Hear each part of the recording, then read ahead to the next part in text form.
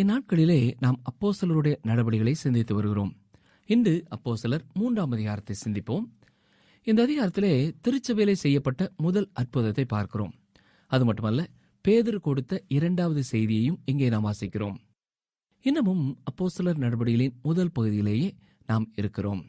இதிலே இயேசு கிறிஸ்து பரிசுத்த ஆவியானவராலே அப்போஸ்தலர்கள் மூலமாக எருசலேமிலே செயல்படுவதை பார்க்கிறோம். பெந்தேகோஸ்தே நாளன்று திருச்சபையானது பிறந்தது. அந்த நாள் மீண்டும் ஒரு முறை வரப்போவதில்லை. பரிசுத்த ஆவியானவர் விசுவாசிகளின் மேலே வந்து தங்கினபடியினாலே திருச்சபை உருவானது. பரிசுத்த ஆவியானவர் விசுவாசிகளின் வாழ்க்கையிலே வந்து தங்கினார். அவருடைய அன்பினாலே அவர்களை நிரப்பினார். அவருடைய வல்லமையினாலே நிரப்பினார். அவருடைய பணிக்காக அவர் அவர்களை ஆசீர்வதித்தார். பெத்லகேமின் நிகழ்வை எப்படி மீண்டுமாக நாம் செய்ய முடியாதோ, அதை போல பெந்தேகோஸ்தே நாளின் நிகழ்வையும் மீண்டுமாக செயல்படுத்த முடியாது. ஆனாலும் இன்றைக்கும் பரிசுத்த ஆவியானவருடைய வல்லமை நமக்கு தேவை. பரிசுத்த ஆவியானவர் இந்த உலகத்தில் இருப்பதற்காக நாம் தேவனுக்கு நன்றி செலுத்த வேண்டும். பாவத்தை குறித்து இன்றைக்கும் இந்த உலகத்திலே ஒரு உணர்வை கொடுக்கிறார். தீமை பரிபூர்ணமாய் மேற்கொள்ளாதபடி அவரை காக்கிறார். விசுவாசிகள் அவரை தேட வேண்டியதில்லை. அவர் விசுவாசிகளுடைய வாழ்க்கையிலே தங்கியிருக்கிறார்.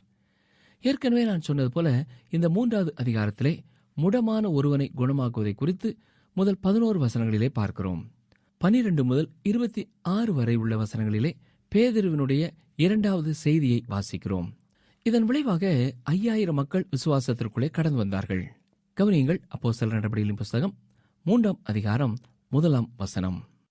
ஜெப வேளையாகிய 9ஆம் மணி நேரத்திலே பேதுருவும் யோவானும் தேவாலயத்துக்கு போனார்கள். இது மாலை பலி கொடுக்கும் நேரம். இப்பொழுது ஆசாரியன் தூபம் காட்டிக்கொண்டு தன்னுடைய ஜெபத்தை ஏறெடுப்பார். லூக்கா எழுதின சுவிசேஷத்திலே நாம் வாசிக்கும் பொழுது இந்த நேரத்திலேதான் சகரியா தேவதூதனின் காட்சியை பெற்றார். பொற்தகடுகளால் மூடப்பட்ட தூபபீடம் ஜெபத்தை குறித்து பேசுகிறது. அது ஜெப வேளை. இந்த குறிப்பிட்ட நேரத்திலே தேவாலயத்திலே பெருங்கூட்ட மக்கள் நின்று ஜெபித்துக் கொண்டிருப்பார்கள். அப்போஸ்தலர் 3ஆம் அதிகாரம் 2ஆம் வசனத்தை பாருங்கள். அப்பொழுது தன் தாயின் வயிற்றிலிருந்து சப்பானியாய் பிறந்த ஒரு மனுஷனை சுமந்து கொண்டு வந்தார்கள். தேவாலயத்திலே பிரவேசிக்கிறவர்களிடத்தில் பிச்சை கேட்கும்படி நாடோறும் அவனை அலங்கார வாசல் என்னப்பட்ட தேவாலய வாசல் அண்டையிலே வைப்பார்கள். இந்த மனிதன் பிறக்கும் பொழுதே சப்பானியாய் பிறந்த ஒருவன். பிச்சை எடுக்கும்படியாக ஒவ்வொரு நாளும் அவனை அந்த அலங்கார வாசலுக்கு பக்கத்திலே கொண்டு வைப்பார்கள். அந்த வாசலின் பெயர் அலங்காரம். ஆனால் அவனோ சப்பானியாயிருக்கிறான். அருமையானவர்களே, மனிதனால் அழகான காரியங்களை செய்ய முடியும். ஆனால் அவன் தன்னைத்தான் முன்னேற்றிக் கொள்ள முடியாது. வெளிப்பார்வைக்கு சில அலங்காரங்களை அவன் செய்யலாம். முடியை வெட்டிக் கொள்ளலாம், நகத்தை வெட்டிக் கொள்ளலாம், அவ்வப்பொழுது அவன் குளித்துக் கொள்ளலாம், வியர்வை வாடை வராத வாசனை திரவியங்களை அவன் பூசிக்கொள்ளலாம். ஆனால் மனிதனுடைய உள்ளத்தில் இருக்கிற பழைய சுபாவத்தை அவனால் மாற்ற முடியாது. அலங்கார வாசல். ஆனால் உட்கார்ந்திருக்கிறவனோ சப்பானியாய் பிறந்தவன். அங்கே எதற்காக உட்கார்ந்திருக்கிறான்? பிச்சை எடுப்பதற்காக உட்கார்ந்திருக்கிறான். இப்படி கிடைக்கும் பணத்தை கொண்டுதான் அவன் வாழ்க்கை நடத்தி வந்தான். அப்போஸ்தலர் 3ஆம் அதிகாரம் 3ஆம் வசனம். தேவாலயத்திலே பிரவேசிக்கப் போகிற பேதுருவையும் யோவானையும் அவன் கண்டு பிச்சை கேட்டான். இந்த வசனம் நமக்கு சொல்லுகிறது என்ன? பெந்தேகோஸ்தே நாளுக்கு பின்னரும் பேதுரும் யோவானும் ஜெபிக்கும்படியாக தேவாலயத்திற்கு போனார்கள். எருசலேமிலே இருந்த எல்லா விசுவாசிகளுமே இஸ்ரவேலர்.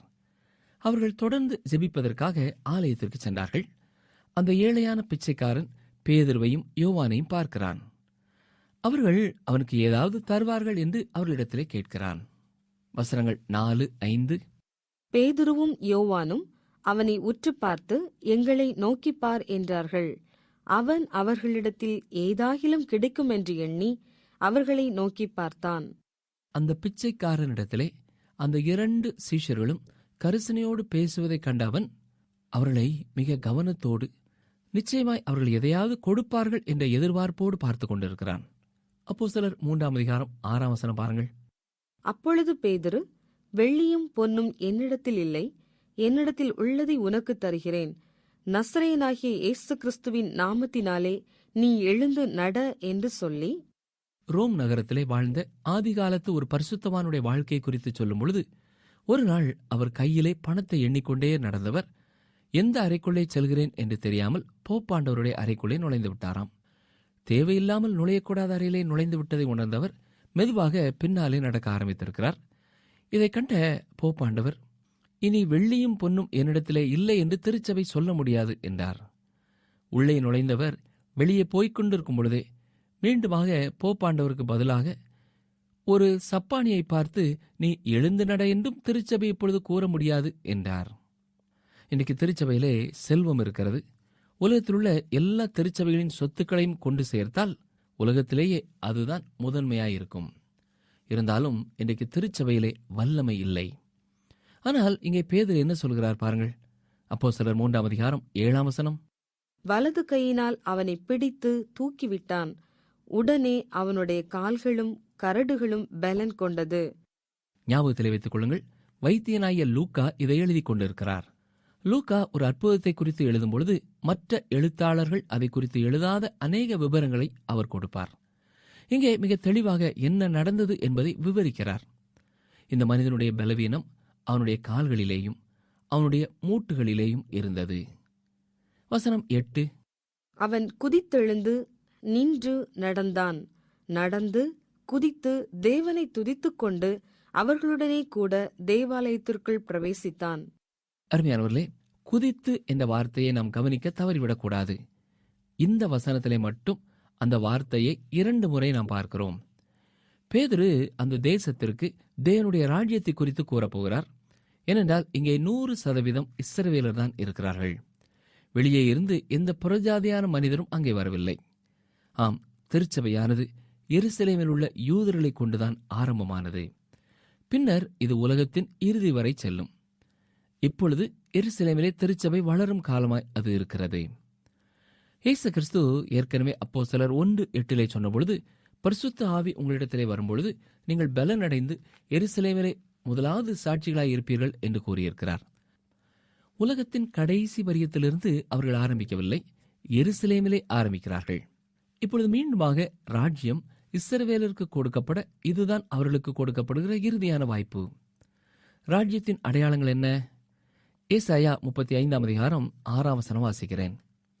அப்பொழுது முடவன் மானைப் போல் குதிப்பான், ஊமையன் நாவும் கம்பீரிக்கும். வனாந்தரத்திலே தண்ணீர்களும் கடுவெளியிலே ஆறுகளும் பாய்ந்தோடும். அன்று ஆலயத்திற்கு சென்ற வேத வசனங்களை அறிந்திருந்த ஒவ்வொருவரும் இந்த சப்பானி குதிப்பதை குறித்து ஆச்சரியப்பட்டார்கள். இது ராஜ்யத்தின் ஆரம்பம் என்பதை அவர்கள் தெரிந்து கொண்டார்கள். மேசியா சிலுவையிலே அடிக்கப்பட்டு விட்டார், உயிரோடு எழுப்பப்பட்டு விட்டார், பரத்திற்கு ஏறி சென்று விட்டார், பிதாவின் வலது பார்சத்திலே உட்கார்ந்து விட்டார். இந்த இஸ்ரவேல் ஜனங்கள் எல்லாரும் அவரை ஏற்றுக்கொள்வார்கள் என்றால் அவர் அவர்களுக்காக வருவார். அப்போஸ்தலர் 3ஆம் அதிகாரம் 9-10 வசனங்களை பாருங்கள். அவன் நடக்கிறதையும் தேவனை துதிக்கிறதையும் ஜனங்கள் எல்லாரும் கண்டு தேவாலயத்தின் அலங்கார வாசல் அண்டையிலே பிச்சை கேட்க உட்கார்ந்திருந்தவன் இவன்தான் என்று அறிந்து அவனுக்கு சம்பவித்ததை குறித்து மிகவும் ஆச்சரியப்பட்டு பிரமித்தார்கள். அவர்கள் அவனை கண்டார்கள், அவனை அடையாளம் கண்டு கொண்டார்கள். இந்த அற்புதத்தின் முக்கியத்துவம் என்ன என்பதையும் புரிந்தார்கள். ஆனால் இன்றைக்கு அநேகர் லூக்கா எழுதி வைத்திருக்கிற இந்த அற்புதத்தின் முக்கியத்துவத்தை உணர்ந்து கொள்ளவில்லை. பாருங்கள் வசனம் 11. குணமாக்கப்பட்ட சப்பானி பேதுருவையும் யோவானையும் பற்றி கொண்டிருக்கையில் ஜனங்கள் எல்லாரும் பிரமித்து சாலமோன் மண்டபம் எண்ணப்பட்ட மண்டபத்திலே அவர்களிடத்திற்கு ஓடி வந்தார்கள். அருமையானவர்களே, இது ராஜ்யத்தின் ஆரம்பம் தானா? அற்புதமான காரியங்கள் கடந்த சில வாரங்களாக எருசலேமிலே நடைபெறுகிறது. இயேசு கிறிஸ்து சிலுவிலே அடிக்கப்படுவதை பார்த்தார்கள். அவருடைய உயிர்த்தெழுதல் நடைபெற்றது. அவர் பரத்திற்கு எடுத்துக் கொள்ளப்பட்டார். பெந்தேகோஸ்தே நாளன்று பரிசுத்த ஆவியானவர் இறங்கி வந்தார். எல்லாரும் ஆச்சரியப்பட்டார்கள். அப்படி என்றால் என்ன நடைபெற்றுக் கொண்டிருக்கிறது? அப்போஸ்தலர் 3ஆம் அதிகாரம் 12ஆம் வசனத்தை கவனியுங்கள். பேதுரு அதைக் கண்டு ஜனங்களை நோக்கி, இஸ்ரவேலரே, இதை குறித்து நீங்கள் ஆச்சரியப்படுகிறதென்ன? நாங்கள் எங்கள் சுய சக்தியினாலாவது எங்கள் சுய பக்தியினாலாவது இவனை நடக்க பண்ணினோம் என்று நீங்கள் எங்களை நோக்கி பார்க்கிறதென்ன? இங்கே பேதுரு மக்களை பார்த்து இஸ்ரவேலரே என்று அழைக்கிறார். அவர் இந்தியர்களே என்றோ அமெரிக்கர்களே என்றோ அழைக்கவில்லை. ஏனென்றால் அவர் இஸ்ரவேல் மக்களிடத்திலேதான் பேசிக் கொண்டிருக்கிறார். அது திருச்சபை எருசலேமிலே உருவாகி வளர்ந்து வரும் காலமாயிருக்கிறது. ரோம் நகரத்திலேயும் யாரும் இதை குறித்து அப்பொழுது கேட்டதில்லை. உலகத்தின் வேறு எந்த பகுதியிலேயும் இந்த சுசேஷத்தை குறித்து யாருக்கும் தெரியாது. மற்ற புத்தகங்களை வாசிக்கும் பொழுது யோசிக்கிறது போலவே வேத புத்தகத்தை வாசிக்கும் பொழுதும் நாம் யோசிக்க வேண்டும். வேத புத்தகம் என்றால் எங்கேயோ யாருக்கோ எப்பொழுதோ கொடுக்கப்பட்டதல்ல. அது எங்கெங்கே மனிதர்கள் இருந்தாலும் அந்த இடத்திலே மனிதர்களோடு கூட தனிப்பட்ட விதத்திலே பேசும் ஒரு புத்தகமாயிருக்கிறது. பேதுரு மிக தெளிவாக இது தங்கள் சொந்த பலத்தினாலே சொந்த வல்லமையினாலே செய்யப்பட்ட அற்புதம் அல்ல என்பதை தெளிவுபடுத்துகிறார். இந்த யூதர்களை பழைய ஏற்பாட்டிற்கு நேராக பேதுரு திருப்புகிறார். இப்பொழுது அவர்கள் தேவனிடத்திலே திரும்புவார்கள் என்றால் தீர்க்க தரிசனங்கள் நிறைவேறும் என்று கூறுகிறார். அந்த நாட்களிலே யூத ஜனங்கள் நன்றாக அறிந்திருந்த சில தீர்க்க தரிசனங்களை நினைவுபடுத்துகிறேன், கவனியுங்கள். சகரியா 12:10. நான் தாவீது குடும்பத்தாரின் மேலும் எருசலேம் குடிகளின் மேலும் கிருபையின் ஆவியையும் விண்ணப்பங்களின் ஆவியையும் ஊற்றுவேன். அப்பொழுது அவர்கள் தாங்கள் குத்தின என்னை நோக்கி பார்த்து, ஒருவன் தன் ஒரே பேரானவனுக்காக புலம்புகிறது போல எனக்காக புலம்பி, ஒருவன் தன் தலைச்சன் பிள்ளைக்காக துக்கிக்கிறது போல எனக்காக மனங்கசந்து துக்கிப்பார்கள். அவர்கள் அவரிடத்திலே திரும்பியிருப்பார்கள் என்றால் அது நிறைவேறியிருக்கும். அந்த குறிப்பிட்ட காலகட்டத்திலே இயேசு கிறிஸ்துவை அவர்கள் இரட்சகராக ஏற்றுக்கொள்ளாதபடியினாலே அது நிறைவேறவில்லை. அவர்கள் மனம் திரும்பி அவரண்டை வரவில்லை. பேதுரு அவர்களை இயேசு கிறிஸ்துவண்டை திரும்பி வரும்படியாய் அழைப்பு கொடுக்கிறார். ஆனால் அவர்கள் மனம் திரும்பி அவரண்டை வரவில்லை. அவர்கள் வர மறுக்கிறார்கள். எனவே இந்த வாக்குத்தத்தம் இப்பொழுது நிறைவேறவில்லை, இனி நிறைவேறும்.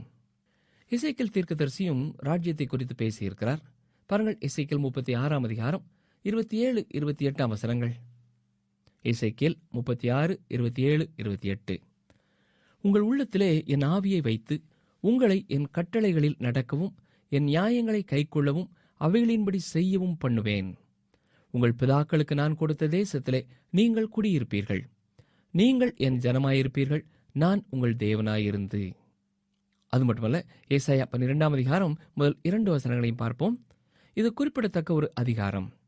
6 ராஜ்யத்தின் காலங்களிலே நடைபெறும் ஆராதனை குறித்து பேசுகிறது. வாசிக்கிறேன்.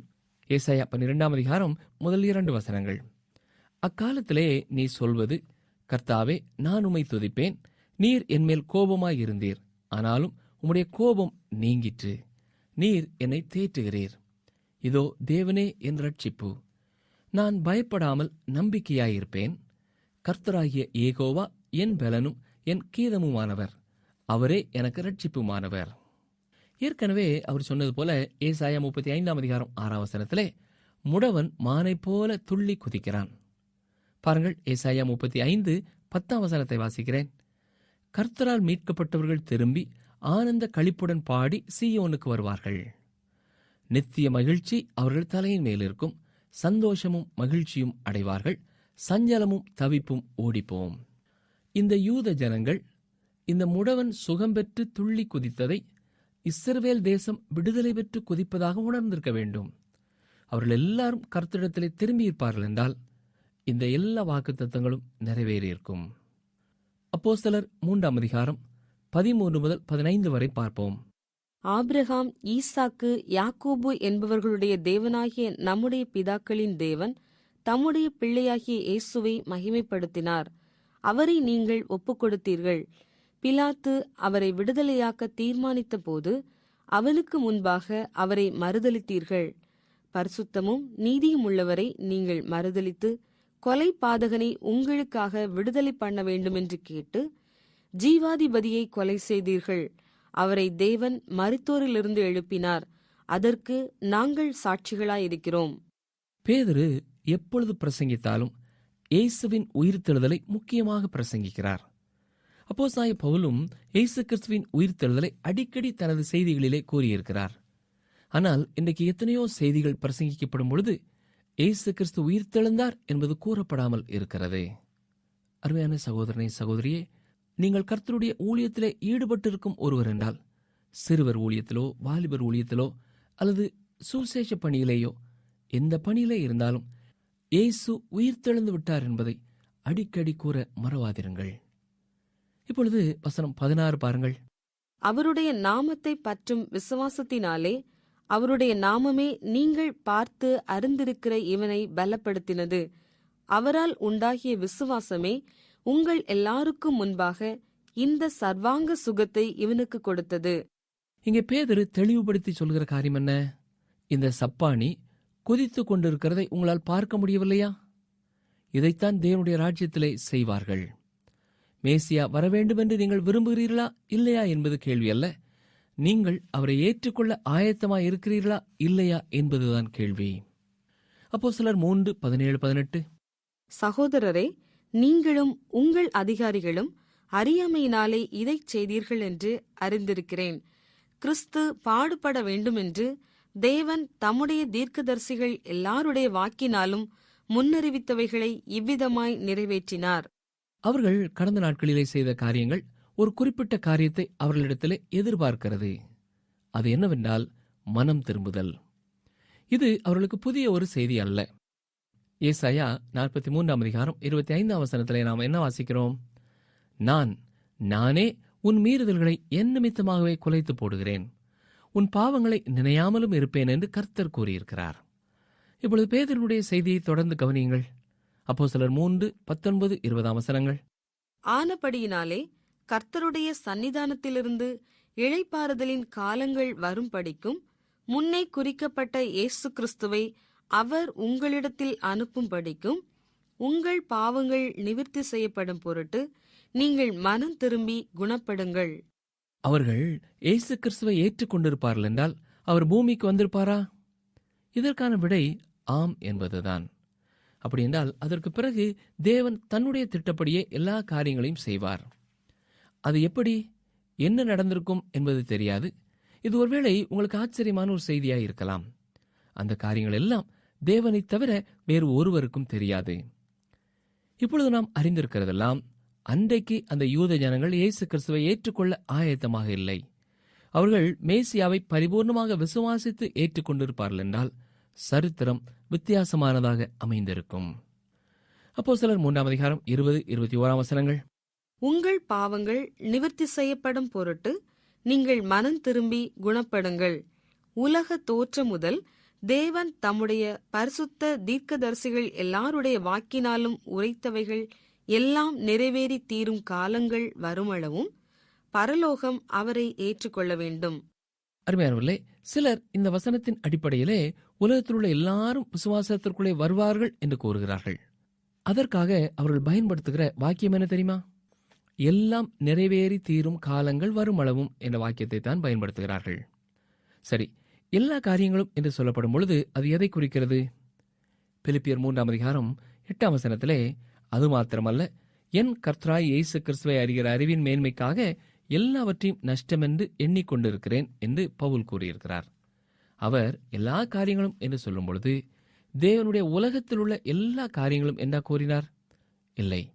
அதுபோலத்தான் அப்போஸ்தலர் 3:21 எல்லாம் நிறைவேறி தீருமளவும் என்று சொல்லும் பொழுது அது தேவன் தம்முடைய பரிசுத்த தீர்க்கதரிசிகள் எல்லாருடைய வாக்கினாலும் உரைத்தவைகள் எல்லாம் நிறைவேறி தீரும் காலமளவும் என்பதை நாம் புரிந்து கொள்ள வேண்டும்.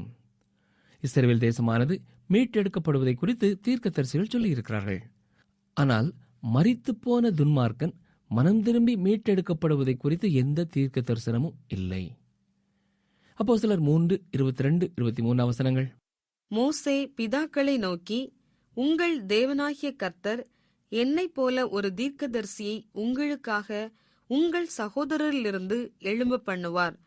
அவர் உங்களுக்கு சொல்லும் எல்லாவற்றிலும் அவருக்கு செவி கொடுப்பீர்களாக. அந்த தீர்க்கதரிசியின் சொற்கேளாதவன் எவனோ அவன் ஜனத்தில் இராதபடிக்கு நிர்மூலமாக்கப்படுவான் என்றான். இஸ்ரவேல் தேசமானது ஒரு பெரிய நியாய தீர்ப்பின் விளிம்பில் இருக்கிறது. கிறிஸ்துவுக்கு பின் 70வது ஆண்டிலே தீத்துராயன் ரோமாபுரியிலிருந்து தனது படைகளோடு வந்து எருசலேம் பட்டணத்தை அழித்தான். அந்த சமயத்திலே 1,00,000 மக்களுக்கு மேலாக மரித்தார்கள் என்று சொல்லப்படுகிறது. மீதி இருந்த மக்கள் அனைவரும் ரோம சாம்ராஜ்யம் முழுவதிலேயும் அடிமைகளாக விற்கப்பட்டார்கள். ஆம், நியாய தீர்ப்பு அந்த ஜனங்கள் மேலே வந்தது. வசனங்கள் 24-26 வரை கவனிப்போம். சாமுவேல் முதற்கொண்டு எத்தனை பேர் தீர்க்க தரிசனம் உரைத்தார்களோ அத்தனை பேரும் இந்த நாட்களை முன்னறிவித்தார்கள். நீங்கள் அந்த தீர்க்கதரிசிகளுக்கு புத்திரராயிருக்கிறீர்கள். உன் சந்ததியினாலே பூமியிலுள்ள வம்சங்கள் எல்லாம் ஆசீர்வதிக்கப்படும் என்று தேவன் ஆபிரகாமுக்குச் சொல்லி நம்முடைய முன்னோர்களோடே பண்ணின உடன்படிக்கைக்கும் புத்திரராயிருக்கிறீர்கள். அவர் உங்கள் எல்லாரையும் உங்கள் பொல்லாங்குகளிலிருந்து விலக்கி உங்களை ஆசீர்வதிக்கும்படி தேவன் தம்முடைய பிள்ளையாகிய இயேசுவை எழுப்பி முதலாவது உங்களிடத்திற்கே அவரை அனுப்பினார் என்றான். இது மாற்றம் நடைபெறும் ஒரு காலம். மேசியாவை ஏற்றுக்கொள்ள இறுதியான ஒரு வாய்ப்பு அவர்களுக்கு கொடுக்கப்பட்டுவிட்டது. இவர்கள் மேசியாவை ஏற்றுக்கொள்ளும் வாய்ப்பை நிராகரித்தபடியினாலே பின்னான காலங்களிலே அப்போஸ்தலனாகிய பவுல் புறஜாதியாருக்கு அப்போஸ்தலனாக தெரிந்து கொள்ளப்படுகிறார். இவர்கள் மேசியாவை ஏற்றுக்கொண்டிருப்பார்கள் என்றால் என்ன நடந்திருக்கும் என்பது நாம் யூகிக்கக்கூடிய ஒரு காரியம்தான். ஆனால் அவர்கள் தேவனை ஏற்றுக்கொள்ளவில்லை. மனிதன் செய்த அந்த காரியத்தை குறித்து தேவன் ஆச்சரியப்படவில்லை. அவருடைய நோக்கத்தின்படி, அவருடைய திட்டத்தின்படி தொடர்ந்து அவர் செயலாற்றிக் கொண்டே செல்லுவார். இப்பொழுது நாம் அப்போஸ்தலர் 4ஆம் அதிகாரத்திற்குள்ளே கடந்து வருகிறோம். திருச்சபைக்கு வரும் முதல் பாடுகளை குறித்தும் பரிசுத்த ஆவியானவருடைய வல்லமையை குறித்தும் இந்த அதிகாரத்திலே பார்க்கிறோம். இங்கே நடைபெற்ற சம்பவங்களுக்கு காரணம் பேதுருவின் 2வது செய்தி. 5000 ஜனங்கள் மனம் திரும்பினார்கள். இதன் விளைவாக அப்போஸ்தலர்கள் கைது செய்யப்பட்டு சிறையிலிடப்பட்டார்கள். இதுவும் சதுசேயர்களின் உந்துதலினாலே நடைபெற்றது. காரணம் என்ன தெரியுமா? அப்போஸ்தலர்கள் இயேசு கிறிஸ்துவின் உயிர்த்தெழுதலை குறித்து பிரசங்கித்தார்கள். சதுசேயர்கள் உயிர்த்தெழுதலை நம்புகிறதில்லை. பாருங்கள், அப்போஸ்தலர் 4 வசனங்கள். அவர்கள் ஜனங்களுடனே பேசிக் கொண்டிருக்கையில் ஆசாரியர்களும் தேவாலயத்து சேனை தலைவனும் சதுசேயரும் அவர்களிடத்தில் வந்து, அவர்கள் ஜனங்களுக்கு உபதேசிக்கிறதினாலும் இயேசுவை முன்னிட்டு மரித்தோரிலிருந்து உயிர்த்தெழுதலை பிரசங்கிக்கிறதினாலும் சினங்கொண்டு, இயேசு கிறிஸ்துவை கைது செய்து கொலை செய்தது அந்த நாட்களிலே வாழ்ந்த யூத சமய தலைவர்களும் பரிசேயர்களும் தான். பூமியிலே அவர்களே இயேசுவுக்கு எதிராய் இருந்தார்கள். ஆனால் சில பரிசேயர்கள் ரட்சிக்கப்பட்டார்கள் என்றும் அறிகிறோம். அவர்களிலே ஒருவன் நிக்கோதேமு. அது மட்டுமல்ல, அரிமத்தியா ஊரானாகிய யோசேப்பு, அவனும் ஒரு பரிசேயனாய் இருந்திருக்கலாம். தர்சு பட்டணத்தைச் சேர்ந்த சவுல் மற்றும் ஒரு பரிசேயன். இதைப்போல இன்னும் எத்தனையோ பரிசேயர்கள் இயேசு கிறிஸ்துவை இரட்சகராக விசுவாசித்தார்கள். இயேசு கிறிஸ்து கொலை செய்யப்பட்ட பிறகு இந்த பரிசேயருடைய உக்கிரகம் தணிந்துவிட்டது. ஆனால் இப்பொழுது சதுசேயர்கள், உயிர்த்தெழுதலை விசுவாசியாதவர்கள், திருச்சபைக்கு எதிராக மாறுகிறார்கள். ஏனென்றால் அப்போஸ்தலர்கள் இயேசுவின் உயிர்த்தெழுதலை உறுதியாக பிரசங்கித்தார்கள். பெரிய பட்டணங்களிலே திரையுலகிலே ஈடுபட்டவர்கள் திரையுலக வாழ்க்கை முற்று பெறும் பொழுது சமுதாய சீர்திருத்த பணிகளிலே இறங்குவார்கள். அப்படி ஒரு பட்டணத்திலே ஒரு நடிகை ஏற்படுத்திய பட்டணத்தை சுத்தம் செய்யும் பணிக்காக ஒரு ஊழியக்காரரை அந்த ஆளுகை குழுவிலே இருக்கும்படியாக கேட்டுக்கொண்டார்கள். அப்பொழுது அந்த போதகர் சொன்ன காரியம் என்ன தெரியுமா? நான் அதற்கு வரவில்லை என்று சொன்னார்கள். அதற்கு அவள், என்ன, பட்டணத்தை சுத்தம் செய்வதிலே உங்களுக்கு அக்கறை இல்லையா என்று கேட்டார்கள். அதற்கு அவர் சொன்ன பதில் என்ன தெரியுமா? ஆண்டவர் என்னை மீன் பிடிக்கும்படியாகத்தான் சொல்லியிருக்கிறாரே ஒழிய மீன் இருக்கும் குளத்தை சுத்தம் செய்ய வேண்டுமென்று சொல்லவில்லை. எனவே என்னுடைய பணி மீன்களை பிடிப்பதுதான் என்று கூறினார். அருமையான சகோதரனை சகோதரியே, இன்றைக்கும் கர்த்தருடைய ஊழியங்களுக்கு இடையூறாயிருப்பது குடித்து கொண்டிருக்கிறவர்கள் அல்ல, அல்லது விபச்சார பழக்கத்தில் இருக்கிறவர்கள் அல்ல. கர்த்தருடைய ஊழியத்திற்கு இடையூறாயிருப்பது தங்களை மனம் திரும்பியவர்கள் என்று சொல்லிக்கொண்டு, ஆனால் வேதத்தை பரிபூர்ணமாக விசுவாசியாத, கர்த்தருடைய வல்லமையை உணராத சமய தலைவர்கள்தான். அந்த நாட்களிலேயும் திருச்சபை வளர துவங்கிய பொழுது இந்த சதுசேயர்களே சுசேஷத்தை பிரசங்கிப்பதற்கு இடையூறாய் இருந்தார்கள். இன்றைக்கும் அநேக சமய தலைவர்கள் இயேசு கிறிஸ்துவை நல்லவர் என்றும் அற்புதங்களை செய்கிறவர் என்றும் நேசிக்கிறவர் என்றும் பிரசங்கிக்கும் பொழுது அமைதியாயிருப்பார்கள். ஆனால் அவருடைய உயிர்த்தெழுதலை குறித்தும் பாவத்தை குறித்தும், பாவத்திற்கான ஒரே இரட்சகர் இயேசு கிறிஸ்துவே என்று சொல்லும் பொழுதும், பாவத்திற்கான தண்டனையை குறித்து பேசும் பொழுதும் அவர்களால் பொறுத்து கொண்டிருக்க முடியாது. இன்றைக்கும் உண்மையான விசுவாசிகளுக்கும் ஆத்ம பாரத்தோடு நடத்தப்படும் ஊழியங்களுக்கும் பல வகைகளிலே இடையூறாய் இருப்பது தங்களை விசுவாசிகள் என்று சொல்லிக் கொள்கிற, ஆனால் கர்த்தரை அறியாத மக்கள்தான். அருமையானவர்களே, நிகழ்ச்சியை நாம் இதோடு கூட நிறைவு செய்வோம். நிகழ்ச்சியின் நிறைவிலே நான் ஞாபகப்படுத்த விரும்புகிற வேத வசனம் அப்போஸ்தலர் 3ஆம் அதிகாரம் 16ஆம் வசனம்.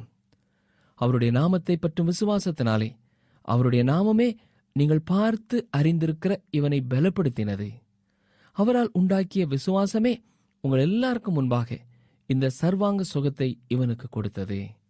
நம்முடைய வாழ்க்கையிலையும் அற்புதங்களையும் அடையாளங்களையும் எதிர்பார்த்து காத்திருப்போம் என்றால் நம்முடைய வாழ்க்கையிலையும் காணப்பட வேண்டியது பரிபூர்ணமான விசுவாசமே.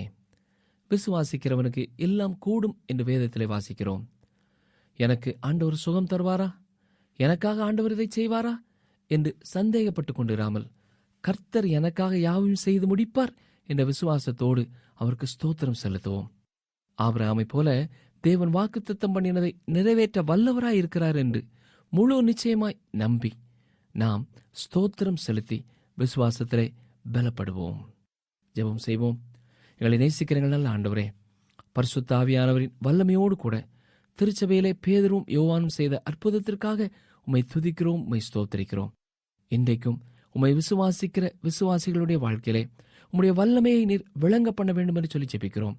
உம்முடைய உயிர்த்தெழுதல் பிரசங்கிக்கப்படுகிற இடங்களிலெல்லாம் மக்கள் உண்மையிலே விசுவாசம் வைக்கவும், கர்த்தருடைய வார்த்தைகள் கேட்கப்படும் இருதயங்களில் எல்லாம் மாற்றம் உண்டாகவும் நீர் செயல்பட வேண்டும் என்று கெஞ்சுகிறோம். உம்முடைய பரிசுத்தாவின் வல்லமையை ஒருவராலும் கட்டுப்படுத்த முடியாது என்பதை நான் அறிந்திருக்கிறோம் ஐயா. இன்றைக்கும் நீரே செயல்படும். நிகழ்ச்சியை கேட்கிற ஒவ்வொருவருடைய வாழ்க்கையிலையும் அவருடைய குடும்பங்களிலேயும் அவருடைய தேவைகளை கர்த்தர் தாமே சந்தித்து அவருடைய வாழ்க்கையிலே உண்மையான மனம் திரும்புதலோடு உண்மையான ரட்சிப்போடு மன மகிழ்ச்சியாய் வாழ அருள் செய்யும். இயேசு கிறிஸ்துவின் நாமத்தினாலே வேண்டிக் கொள்கிறோம் பிதாவே, ஆமேன். நீங்கள் தொடர்பு கொள்ள வேண்டிய எமது முகவரி: வேத ஆராய்ச்சி, TWR, தபால் பெட்டி எண் 134, திருநெல்வேலி 2, தமிழ்நாடு. எங்கள் தொலைபேசி எண் 94 42 25 26 27. மற்றும் ஒரு தொலைபேசி எண் 9585 460 460. எங்கள் இமெயில் முகவரி tamilttb@radio882.com. கர்த்தரை நம்பியிருக்கிறவனையோ கிருபை சூழ்ந்து கொள்ளும். சங்கீதம் 32:10. சங்கீதம் 32:10.